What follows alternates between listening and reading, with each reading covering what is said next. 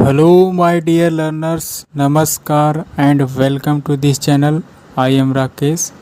आज की interesting moral story का टाइटल है हंगर फॉर गोल्ड.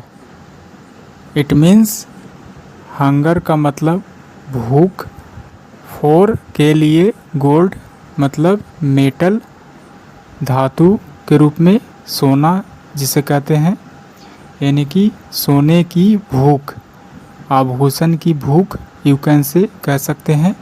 यानी कि hunger for gold it means सोने की लालच, सोने की भूख.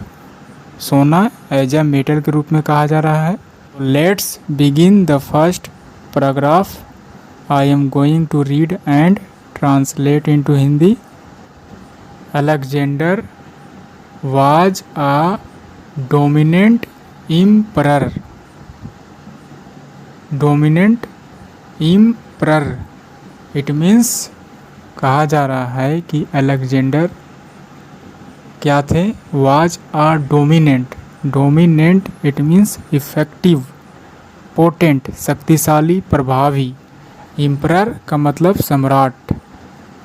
यानी कि अलेक्जेंडर जो थे एक प्रभावी, शक्तिशाली क्या थे, सम्राट थे. He wanted to win the whole world. और वह चाहते थे क्या, जीतना. किसको जीतना चाहते थे? The whole world, पूरे संसार को वह जीतना चाहते थे. ही का इस्तेमाल किया गया है अलेक्जेंडर के लिए. To fulfill इट मीन्स पूरा करने के लिए. His wish अपनी इच्छा को पूरा करने के लिए. He proceeded वह रवाना हुए, आगे बढ़ें. प्रोसीड इट मीन्स इंक्रीज, आगे बढ़ना. With his soldiers and crossed many cities. कहा जा रहा है कि टू फुलफिल यानी कि पूरा करने के लिए. हिज विश अपनी इच्छा को क्या किए. ही प्रोसीडेड वह आगे बढ़ें. किसके साथ? विद हिज सोल्जर्स अपने सैनिकों के साथ. एंड क्रस्ट और क्या किए, तहस नहस कर दिए, यानी कि ध्वंस कर दिए. मेनी सिटीज कई शहरों को क्या किए, बर्बाद कर दिए. इस तरह से कह सकते हैं. क्रस्ट यानी कि ध्वंस करना, कुचल देना, नष्ट कर देना कह सकते हैं. Next paragraph. He attacked a city. उसके बाद उन्होंने क्या किया, अटैक आक्रमण किया. अटैक का मतलब चढ़ाई करना, आक्रमण करना. अ सिटी एक शहर को. वंस एक बार. ही स्टॉप्ड हिज हॉर्स एक बार उसने क्या किया, यानी कि अलेक्जेंडर ने रोका. हिज हॉर्स अपने घोड़े को. एंड और knocked at a door of a house और उसने एक दरवाजे यानी कि एक घर के डोर, दरवाजे को क्या किया, नॉक्ड यानी कि धक्का दिया, ठुकठुकाया कह सकते हैं. यानी कि एक घर के दरवाजे को खटखटाया. बट लेकिन नो बडी केम कोई भी नहीं आया. कम का सेकेंड फॉर्म केम यानी कि ठुकठुकाने के बाद कोई भी नहीं आया. आफ्टर नोकिंग अगेन यानी कि दोबारा ठकठकाने के बाद. आफ्टर इट मीन्स के बाद. नॉकिंग यानी कि दरवाज़ा को खटखटाने के बाद दोबारा. अगेन. एन ओल्ड लेडी एक बूढ़ी औरत. Came I. Alexander rudely asked for some bread यानी कि अलेक्जेंडर जो था क्या किया, र्यूडली यानी कि रूखे स्वर में. इट मीन्स उडंत तरीके से पूछा. आस्क फॉर का मतलब मांगना, मांगा कह सकते हैं, डिमांड करना. सम ब्रेड यानी कि कुछ रोटी यानी कि रोटी का मांग किया. अलेक्जेंडर ने क्या किया, बेरुखे मन से क्या किया, आस्क्ड फॉर मांग किया रोटियों का, कुछ रोटियों का मांग किया. द लेडी रिकॉग्नाइज्ड जो औरत थी वह पहचान गई थी.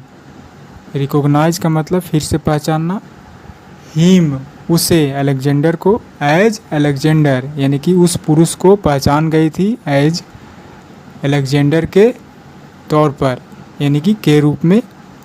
सी वेंट यानी कि औरत जो थी गई, इनसाइड अंदर की ओर, घर की अंदर की ओर, and brought a casket filled with jewels, और वह जो है से ब्रिंग का सेकेंड फॉर्म ब्राउट, ब्रिंग का मतलब लाना यानी कि गई और लाई, ब्राउट आ कास्केट एक डिबिया लाई जिसमें भरा हुआ था, फील्ड विद जेवल्स यानी कि गहनों से भरा हुआ था।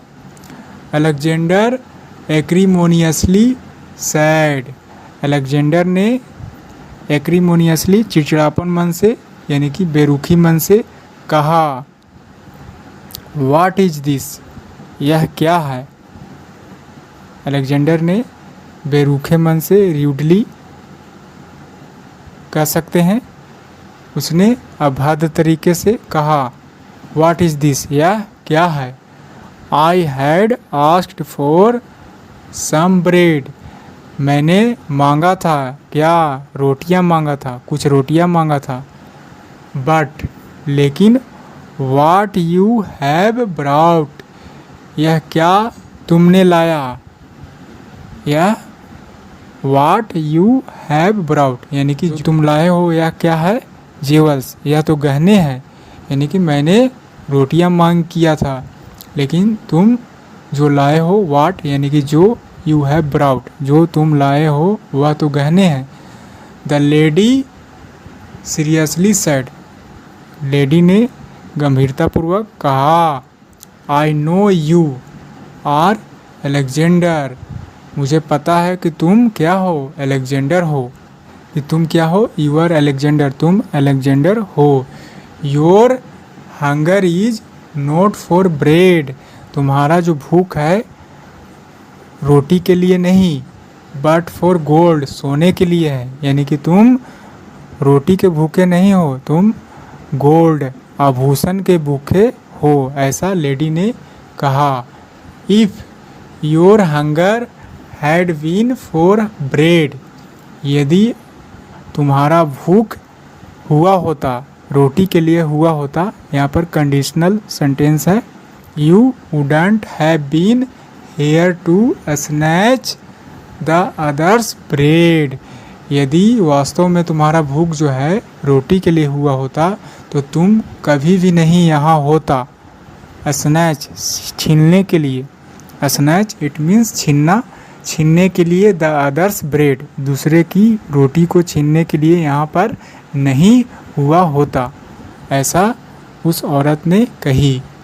दीज वर्ड्स, ये सारे शब्द, make him to think again and again, ये सारे शब्द जो हैं बनाया, मजबूर कर दिया उसे, अलेक्जेंडर को, टू थिंक सोचने के लिए, अगेन एंड अगेन बार बार सोचने के लिए मजबूर कर दिया, ये सारी बातें, ये सारे वर्ड्स। एंड और हिज प्राइड, और उसका घमंड, वाज सैटर्ड, चकनाचूर हो गया, यानी कि सैटर हो गया, उसका घमंड जो है से क्या हो गया, खत्म हो गया। आफ्टर डैट, उसके बाद, यानी कि उस घटना के बाद, ही बेग्ड हर पार्डन, यानी कि उसने विनती किया, अपनी माफ़ी को क्या किया, मांगा, निवेदन किया, माफ़ी मांगा। And went from that city, और उस शहर से चला गया, वहाँ से, वेंट फ्रॉम यानी कि उस शहर से चला गया।